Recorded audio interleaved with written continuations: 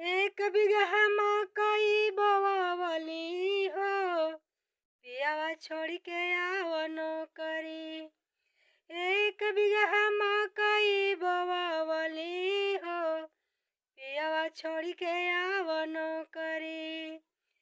सास घरवा नइखी ससुर घरवा नइखी, सास घरवा नइखी ससुर घरवा नइखी।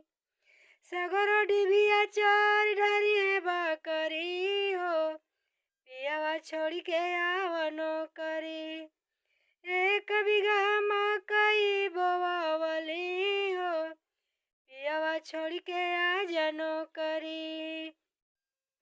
जेठ घरवा नइखे जेठान घरवा नइखी, सगरो डिबिया चोर डरिए बकरी हो, पियावा छोड़ के आवनो करी।